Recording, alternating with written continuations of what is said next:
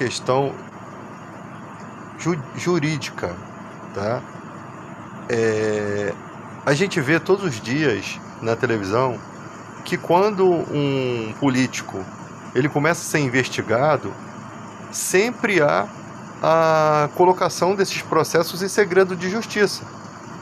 Ou seja, o cara foi eleito pelo povo para estar ali representando os interesses do povo, coisas que muitos deles não fazem. Eles representam sempre os interesses deles e os interesses dos empresários. E aí, quando se descobre que o cara é um salafrário, coloca o processo em segredo de justiça para poder proteger os demais salafrários que a gente muitas vezes vê aí na mídia bancando de defensor da moral e dos bons costumes, tá? Aí quando se consegue colocar um cara desse na cadeia, ele tem uma cadeia especial, sabe? Uma cadeia com televisão, com internet, quietinho lá. Dá a impressão que a gente nem sabe se realmente estão presos.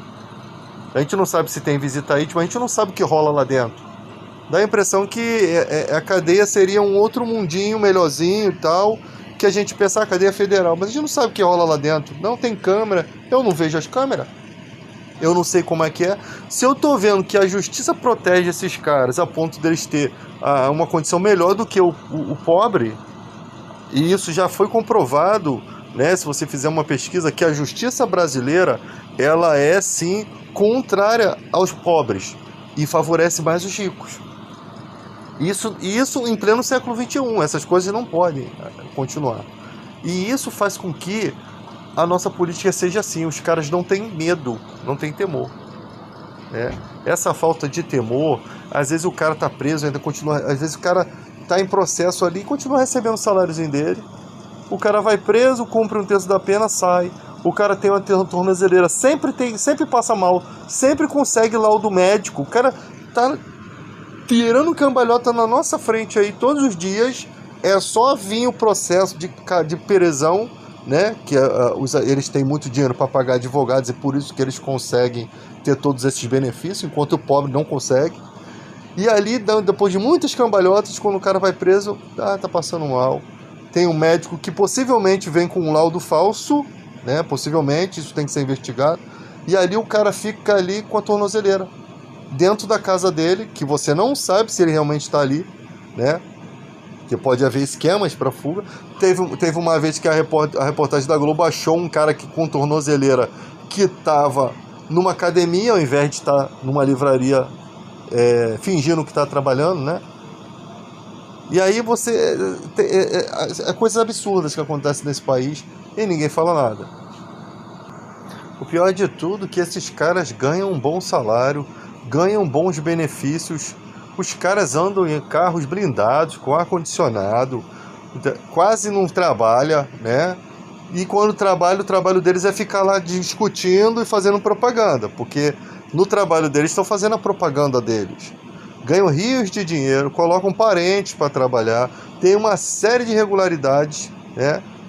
Quando a gente olha num país desse, onde a câmara corporal do policial, os caras nem se incomodam em cometer crimes, porque eles não acreditam que todo mundo vai ter equipe para ver essas filmagens, né? E uma equipe grande. Quando você olha que as pessoas estão fazendo as coisas sem medo de punição, que eu não sei quanto tempo ficam essas filmagens, a gente percebe a decadência do nosso país.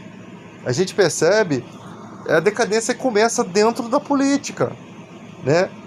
Por que faltam equipes aqui? Porque lá dentro da política, se você busca o interesse do empresário, busca o interesse de outras pessoas e não o interesse do povo, as nossas instituições ficam falidas. As nossas instituições ficam decadentes. Aí você vê um tolo falando mal do SUS, né? Não é o SUS que é o problema é a fiscalização sobre ele. O problema são os políticos lá que não colocam o orçamento certo. O problema são os desvios que acontecem dentro do SUS. O SUS é uma bênção. Maldição são as pessoas que administram.